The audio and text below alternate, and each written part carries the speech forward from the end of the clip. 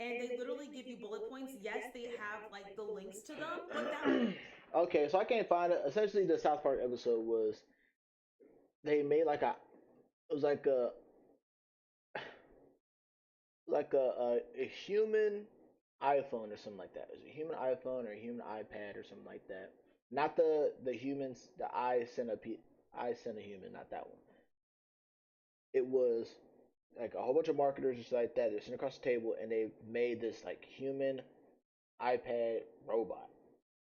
And I think his only task was to was to play music, but their problem was that was that people kept trying to fuck the robot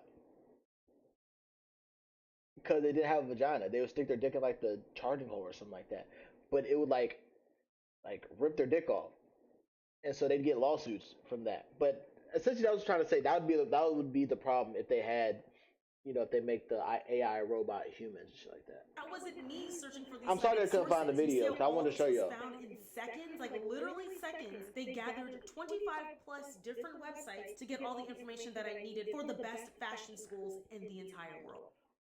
But they didn't go to like page uh 5 or 6 because they usually tell us, hey, if you're gonna go get some information, make sure you go to pages like 5 or 6 because they usually put the ones that everybody goes to in the front, and you can't even believe them because they're usually biased. Got to go to the page. You got to go to page 5 or 6 of Google to go to those websites or get that information from, or go to a scholarly, Google Scholar or something like that. I know this is just for fashion design shit. I'm talking about like if you want actual information. It's crazy. And then if you Nah, scroll people down are even blind though. more, People are you very blind. automatically see the bigger name websites that clearly use SEO in order to get their stuff pushed up further versus like little blogs of people sharing their experiences of different fashion schools that they went to. Or Hey maybe they man, interviewed different fashion students that went to different fashion schools. can't help everybody who don't want to be helped themselves. So they want to be saved, then they gonna have to start acting right. And if they don't, they want to stay within the matrix. We don't see Show them that that. anymore. And then once you scroll down a little bit, you see the Reddit forums, and you just got to keep on scrolling. The videos of people speaking about the best fashion schools in the world are pushed to the bottom of See? actual YouTubers and influencers sharing Yeah. their opinions. It all gets pushed down because the bigger brands, AI, and also sources like Vogue, they know the SEO. AI knows what people are looking for right at their fingertips. They don't think people want to go and surf the web any longer. Does it save us time? Yes. But does it take away from our creativity? Absolutely. It also will create us in the long run to be less patient, think critically less, and just solely rely on AI. I mean, even the answers in Google's I People ain't gonna lie, Also man. I'm Ask are pulled tired. from shallow, regurgitated content, or now directly That from AI. lasagna You're not learning, you're literally being did sound handed tough. everything that you But would have also, I learned did. by AI. The internet was once about discovery. Now it's just about I didn't get a lot of sleep convenience, today. which gets into my next point, which Got around discusses like algorithm overload. Our digital experience is no longer being driven by curiosity. It's literally driven by an algorithm. And like I stated to y'all before, TikTok is damn good at knowing exactly what you want to see and exactly what you like. Now, you may look at this and say, well, that's a good thing. I don't want to look at stuff I don't care to look at. But does that not kind of box you in? I think the best example of this would be the recent presidential election. A lot of people that voted for Kamala Harris, they thought Kamala was going to win by a landslide. And that's because of all the TikToks they were seeing that were pro Kamala. And I'm sure Donald oh Trump my god, supporters also believe I got that 11 too. hours of But sleep. that's because the I didn't even algorithm, realize the that. FYP, is only showing you what you want to see. It's not showing you what the reality of the world is or But was. Friday I didn't get a lot You of sleep. think you're exploring the internet, but really it's the Friday, internet I mean exploring you, Monday I didn't studying get a your lot of sleep. behavior, feeding you what you already agree with, and giving you further information on topics that you already clicked on. The goal isn't to broaden your mind or understand other perspectives anymore. It's about how to keep your eyes locked on the screen so you're endlessly scrolling. And I genuinely believe that's why our entire country, as United States of America, is split so much in half. We're not learning from each other. We're not learning how other people feel. We're not seeing Facts. other perspectives. We're seeing what we already think we know. That's why you may feel like, Instagram's so boring now, or TikTok's so boring now. It's because you're seeing the same things. You're not expanding your knowledge. I think Facts. social media is very impactful. I think social media can teach you a lot of things. But if you're only being fed what the internet is telling you should be fed, are you really learning anything? You see the same kind of creators, the same type of people that make the same type of content. You might see different faces, but those different faces are regurgitating the same exact information. And that's what makes the internet not the internet anymore. And now, I briefly spoke about this. I said that everyone is performing. The internet has literally turned into like one giant audition. People aren't just living anymore, they're curating, monetizing, and branding themselves. Vulnerability is a content strategy. Opinions are polished until they fit an aesthetic. Even the relatable girlies are soft launch PR. I can't explain to you guys so many ways that I hear girls speak, and even myself, I'll say like I'm branding myself right now. I'm a talker. So this is my job now. So I'm trying to find a way to make my YouTube connect with my TikTok because it's just not all connecting for some reason. And that's because I'm making it a brand. But a lot of people are talking about content strategies. I have never heard the word niche so much in my entire life. Everybody's always like, what's your niche? What's your niche? It's not just about. And bro, when I was getting to this content shit and trying to figure out like, all right, how can I go viral and da da da da da. What's your niche? What's your niche? I'm like, nigga, I don't know. Talking, I guess. Reactions. I don't fucking know what my niche is. They say find a niche and stick with it. Nigga, I barely know what is a fucking niche, man. So I guess my niche is talking and giving advice. Cause I can talk about anything and everything unless I don't know the topic of conversation. Then I'll just leave that alone. About having fun and making content like it once was back in the day. Now everything is a performance. Everybody is trying to find their niche. Everyone is trying to fit in where they can find themselves fit. Social media was supposed to connect us. Now it's literally competition on who can sell better, who can go the most viral, who can give the most soft girl aesthetic, who can be the best video essayist, whatever y'all want to say. It's all a performance. I always like to connect this back to, remember BeautyCon? I don't know if you guys remember that. Maybe I'm old now, I don't know. But BeautyCon was literally the best time ever. Never heard of BeautyCon BeautyCon whatsoever. I remember the stark difference from when I went in 2013 or 14 and then when I went in 2017. Also and not a as y'all female. know, social media was at its height, I would say, in like 2017, where these girls that you would meet at these BeautyCon events were now put on a pedestal and they were making millions of dollars. When I went in 2013, 2014, all those influencers were walking around among us. They were like regular people, which they are. But when I went back in 2017, it was like this whole fiasco. It was like the influencers were now the stars, the celebrities. They were getting blocked off. We weren't allowed to interact with them. It got so chaotic. They were having security guards. They had their vlogging equipment. It was like an us versus them type of thing. So we just got in to BeautyCon. I'm sick of being treated like a peasant, but you know, it's all good.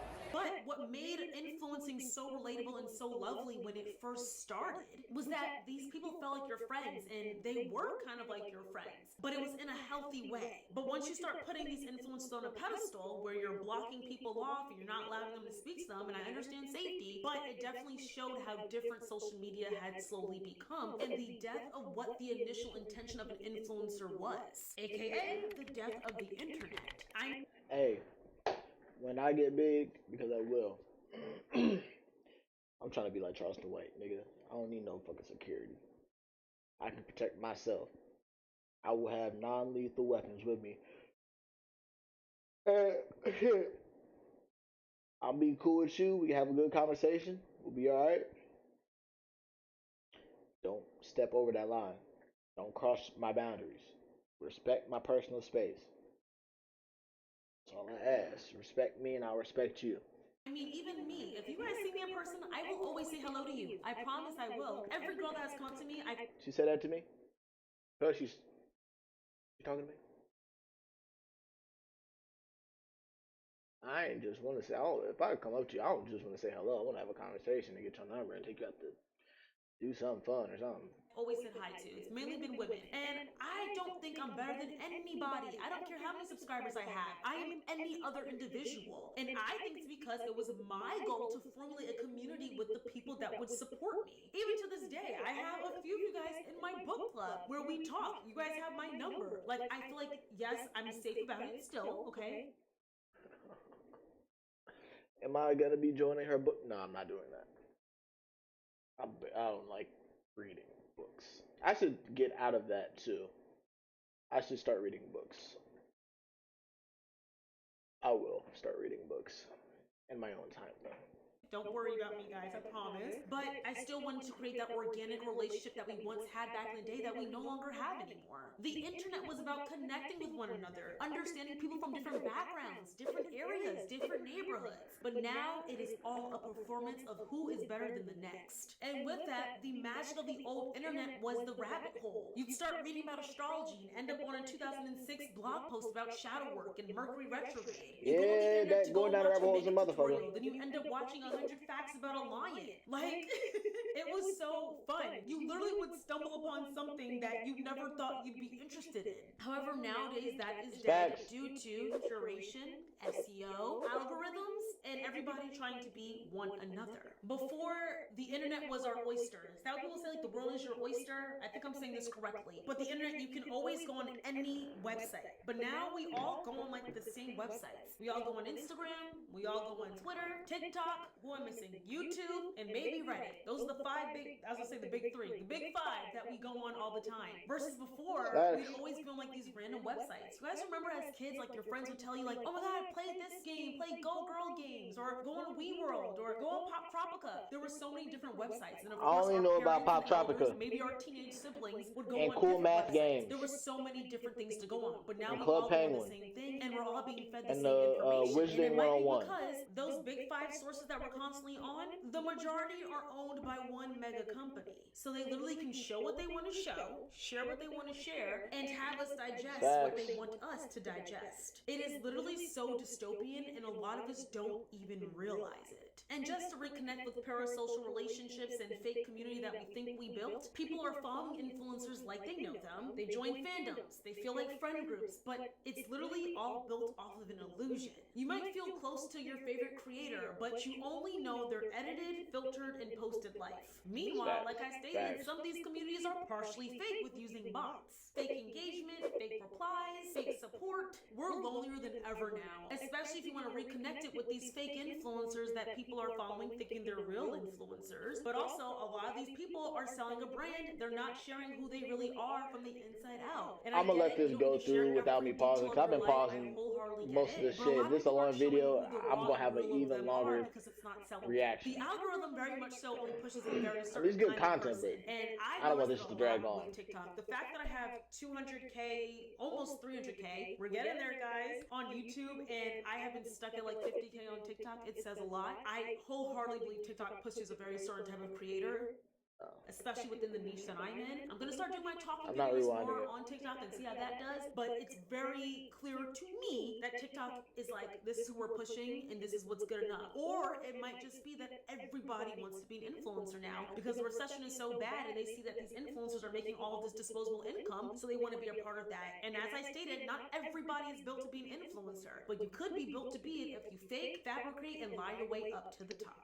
But you guys, that is the end of today's video on why I believe the internet is dead. We have lost authenticity, we have lost individualism, we have lost the essence of the internet. It hurts me, it bothers me. Sometimes I wish it was 2012 again when it was just on the rise, but it was still authentic. But I fear we may never see that side of the internet again. But of course, I as always want to know what you guys think in the comments down below. Do you guys believe in the internet is dead theory? Do you think the internet really is dead? What are your thoughts on some of my talking points? Let's get the discussion going on the comments down below. If you guys like this video, don't forget to like, comment, subscribe, and share.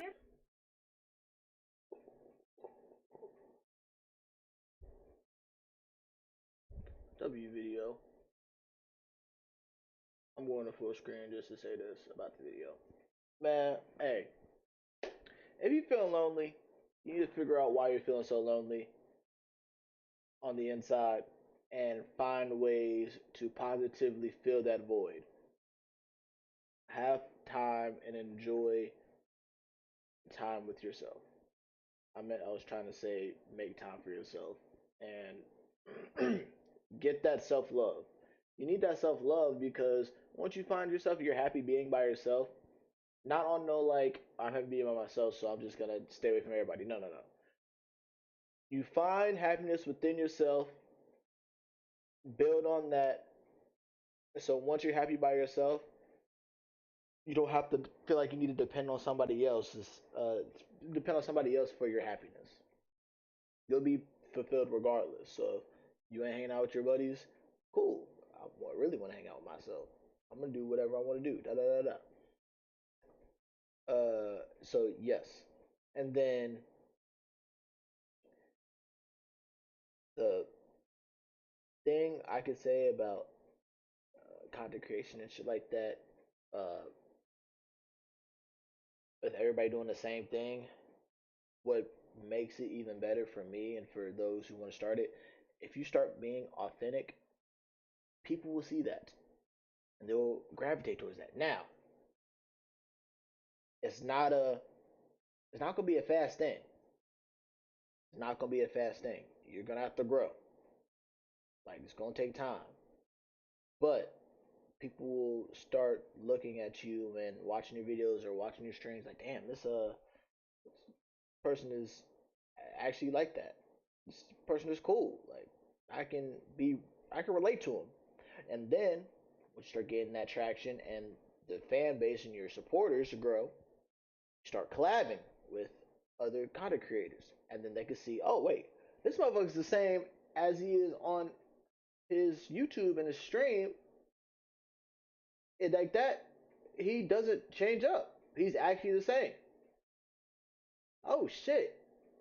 And then all the other audiences or the people in the other support groups or support fan base will see that like, damn, this motherfucker. Let me go ahead and look at his stuff. Who is this? Oh shit. Yo, he was exactly the same. This motherfucker's this funny, or he's real, or whatever.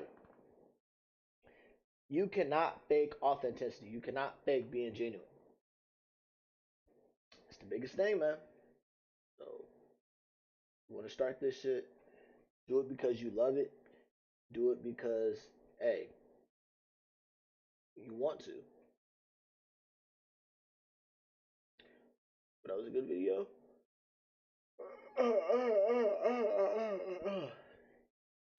I gotta, I gotta find something to wake me up, man.